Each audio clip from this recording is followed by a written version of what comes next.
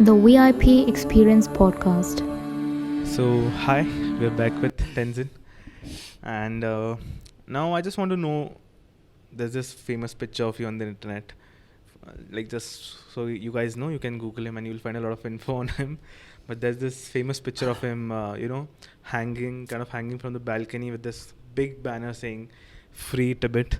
So, how do you describe that moment and why? Which one? The one in Bangalore or one in Bombay? I don't know. So I've done series of different protests. Yeah. I understand the language media where they need to have what is called sexy protest image. Yeah. But importantly, what I was trying to do is we know that we are not big celebrities where you do something and it will immediately catch imagination or of the media. So you have to do something where it's a technical disruption. When Chinese prime ministers, presidents, when they come to India, of course there is a lot of media attention. So we are using that moment of media attention and draw that towards Tibet. Rather than allowing to do it only on China. So I had climbed up buildings. I've hung banners from outside buildings. One in Oberoi Hotel in Bombay, or one in Indian Institute of Science building in Bangalore. So I've done that kind of protest. So it immediately attracts media attention. And because at the time, the Chinese prime ministers were speaking in that building, and I was hosting these Free Tibet banners outside these buildings. So I was able to draw that kind of attention at those moments of, call it tension, or I would like to call it, the beautiful moment where the Chinese prime minister is speaking in the building, and I'm shouting from outside the balcony. A lot of articles about you, about this particular event, state that because of this particular thing, you've got a lot of attention from media and people who matter because you did that thing. So I think your marketing went well. Well, today if we ask Bombay people about this protest in 2002, people will remember the incident, but they do not remember me. Yeah. And that is, I think, is a success. That attention went towards Tibet, not the individual. Even the protest in Bangalore, many people will remember that someone climbed up to the Indian Institute of Science building and did a protest at the time of Chinese Prime Minister's visit. But again, the attention was not on the individual, but for the cause. In that way, I think it's a success. It's kind of difficult. One of the titles of your videos is Freedom Struggle in the 21st Century. In the day and age where you have, so much of information easily accessible, but yet China stops almost all the information coming into the country because they don't have Google and YouTube, things like that. One good thing about this is that activism has become much easier, I guess, because, for example, the Brazilian rainforest, Amazon rainforest fire which went down, though it's been happening since years. I've actually read the real data and it's not that big a deal because it's been happening since last 7 years. But somehow it went up and they're accusing the Prime Minister of things which who knows what's happening. But yeah, it's kind of good that people get attention. So have you been able to somehow use these technologies and things like that to your advantage to get people more aware? You do physical events like event here at Workspace and your event today at Praveen Gandhi College of Law. Yes. But do you think your digital media has helped you a little bit? Well, it's not digital media helping us. It's how do you tap that technology.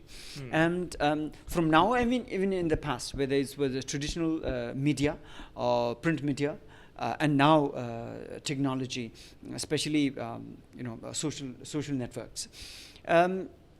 Every different opportunity or different situation offers you a different opportunity where you have to capture that and use that on your side. So of course today, if you actually see, media is very volatile. Here, it's the consumers that direct the media attention. Earlier, it was the corporates that run the media. Today, is the consumers. And consumers media is very dicey because consumers are mostly blind. And consumers, they seek media which is immediately attractive and mostly driven by pleasures. Something that is dynamic in terms of video or sound, things that go viral. Yeah. So therefore, it is not driven for a cause.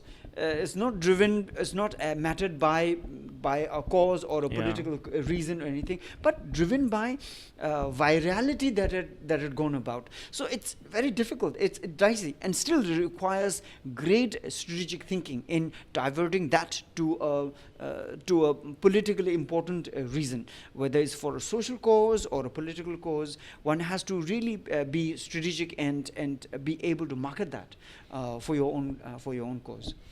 Yeah, like as you said, like as I said before, that Amazon forest has been going on since years. It's been happening since years. It's not even abnormal to have this kind of fire because it's happening.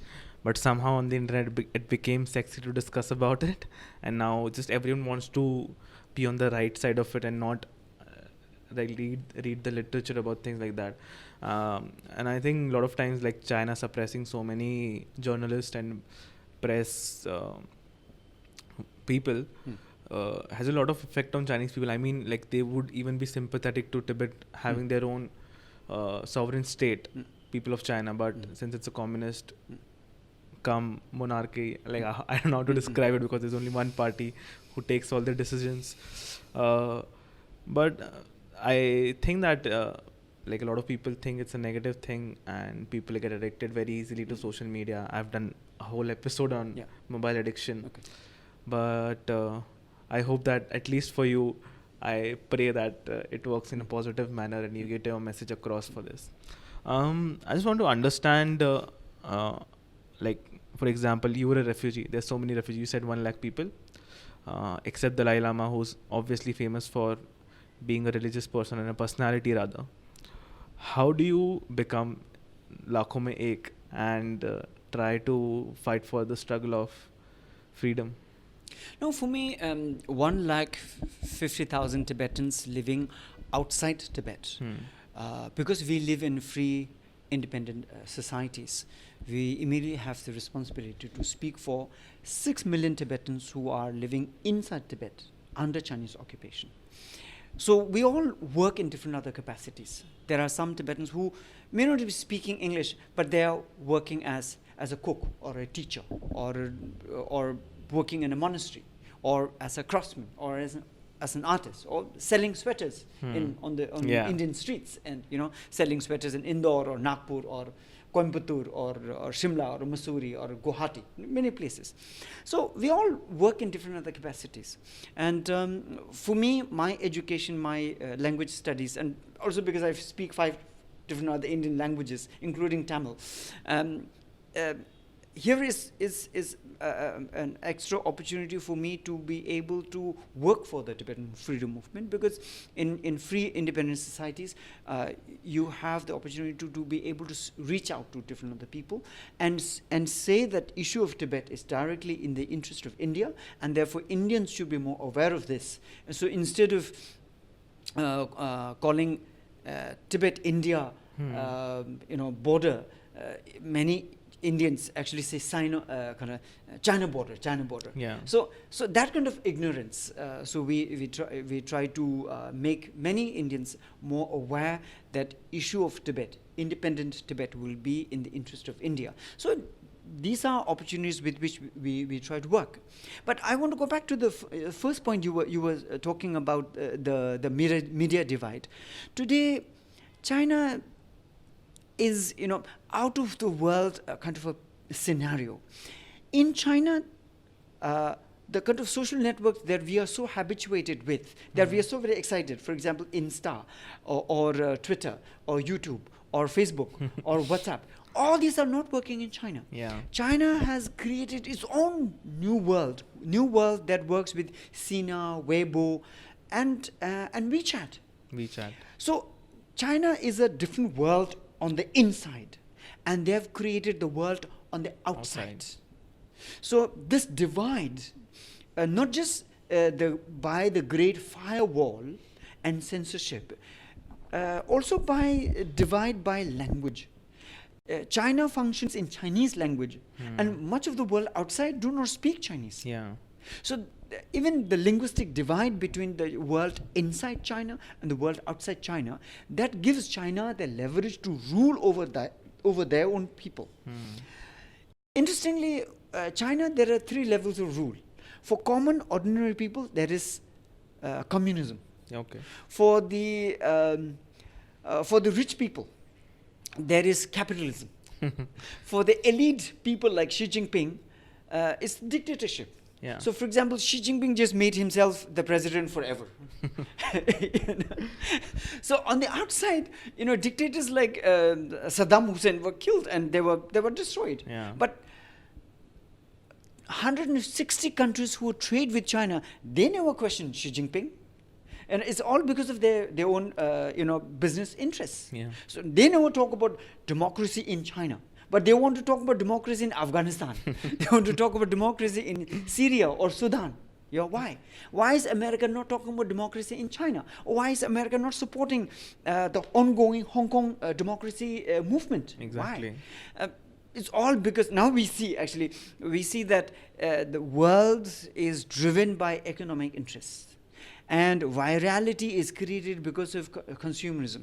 And this genuine support for democracy, genuine support for freedom, we hardly get to see. So therefore, the strength of social networks need to go beyond virality, go beyond consumerism, and fight and speak for people who are suppressed. And therefore, Chinese people, I believe, deserve freedom and democracy that we so much enjoy in India and we take for granted. So we need to support the Hong Kong people for their freedom, and we need to support the Chinese people for their own freedom and democracy in China. Before we talk more about Hong Kong, I just want to mention that the way just you frame that every person has their own role in the society, not everyone has to be a freedom fighter. Because you invested so much of your time in studying literature, things like that, made yourself educated about things like that. That's where it was kind of your duty. And I can say the destiny to become a freedom fighter, but other people are contributing in their own way. One thing I love about the Hong Kong protest is people are not moving from there.